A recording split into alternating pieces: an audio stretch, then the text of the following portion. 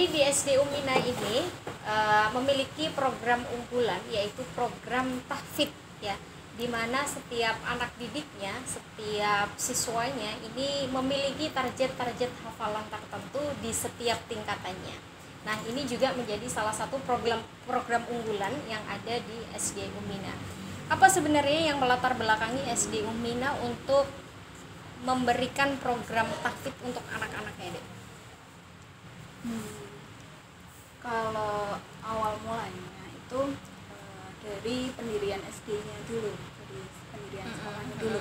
Jadi cita-cita dari pendirinya itu ingin di setiap desa itu ada seseorang yang bisa ngaji. Wah, ini berarti cocok dengan program pemerintah sekarang dong, satu desa satu hafidz Quran. Oh iya, iya kan? Berarti berawal dari situ. Terus kemudian terus dikembangkan gimana biar tidak hanya bisa ngaji aja, tapi juga bisa hafal Quran. Oh. Terus metode apa yang digunakan di dalam program tahfidz itu?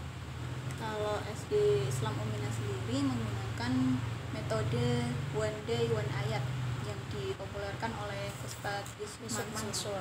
Jadi satu hari menghafalkan satu ayat gitu. Dan targetnya untuk tingkatannya itu per tingkatan ada target tertentu atau ya semampunya aja atau bagaimana? Ada target tertentu. Seperti apa itu targetnya? Jadi untuk kelas 1 itu kita fokus ke juz 30 dulu. Untuk kelas 1 itu surat An-Naba sampai Abasa.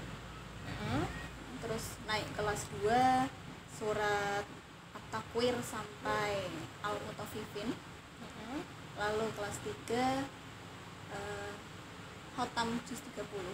Jadi kan ada 2 itunya cara ngajinya. Iya, berarti mulai dari An-Naba ya, bukan mulai dari An-Nas ke An-Naba. Iya, jadi kan ada 2, mengaji klasikal sama mengaji individu.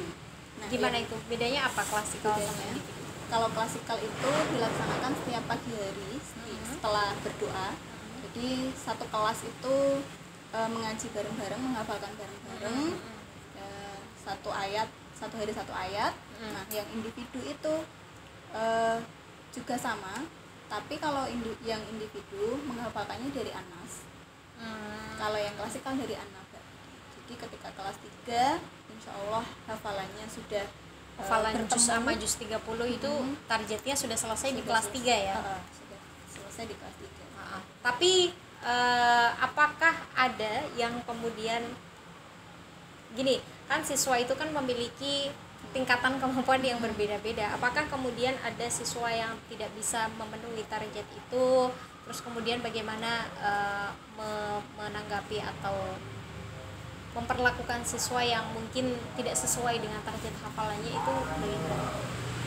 Kalau ya targetnya itu tetap kembali ke kemampuan anak-anak. Jadi artinya target itu hanya untuk memotivasi ya, bukan untuk memaksa. Iya.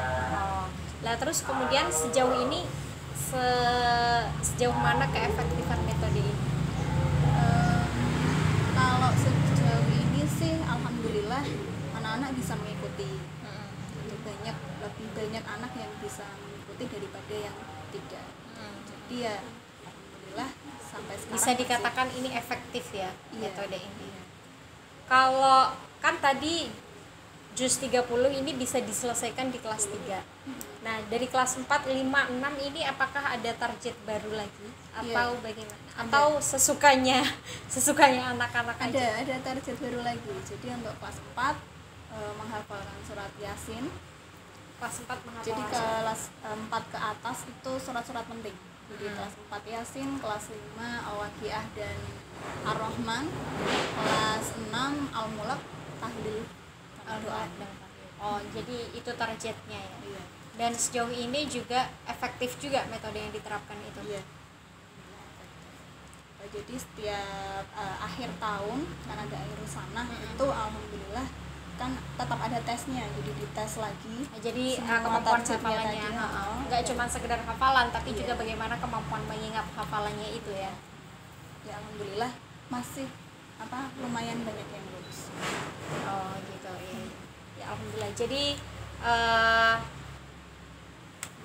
program tahfidz ini memang perlu ditanamkan kepada siswa sejak dini, karena ini juga penting bagi anak-anak supaya mereka bisa mencintai Al-Quran sedari dini gitu ya Dek.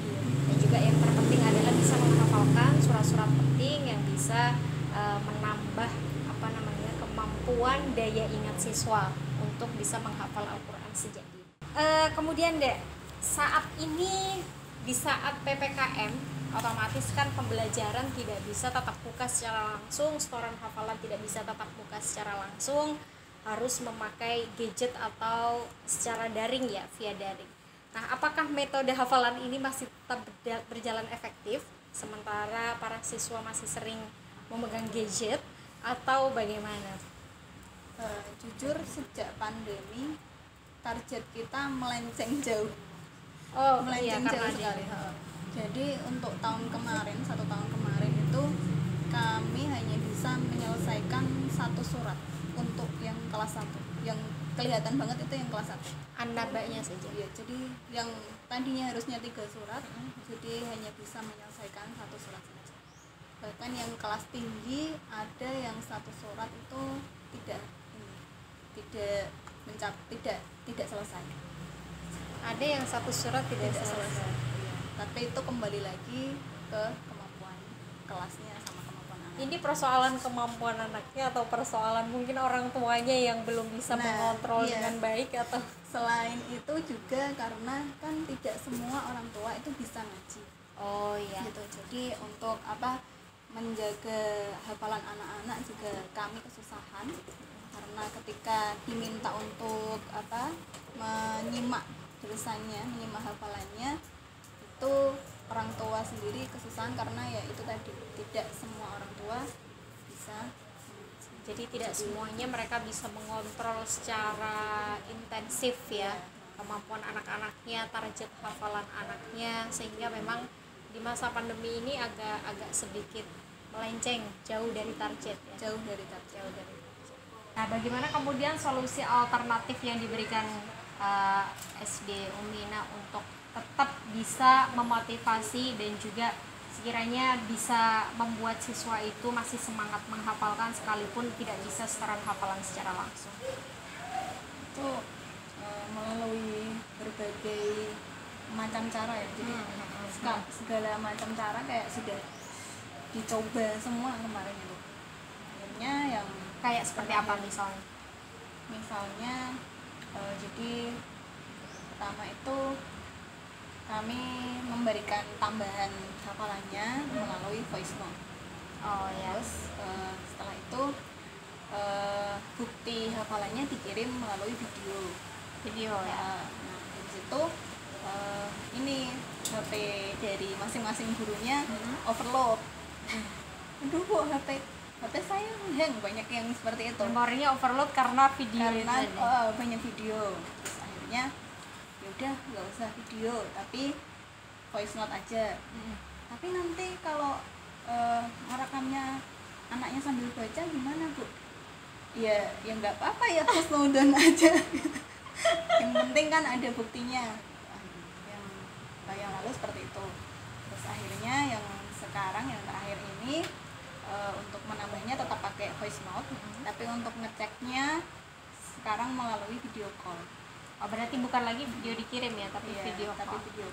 Tapi terus kemudian dari solusi ini jadi bisa menutup target hafalannya atau bagaimana? Iya, belum.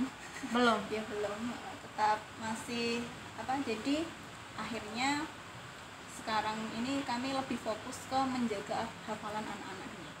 Jadi bukan fokus kepada penambahan ayat, tapi bagaimana anak-anak bisa menjaga hafalan yang sudah pernah didapatkan ya. Iya.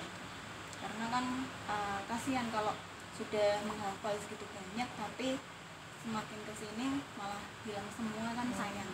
Jadi lebih fokus ke situ dulu. Ya memang, jadi yang lebih penting dari menghafalkan Al-Quran adalah menjaga hafalan Al-Quran.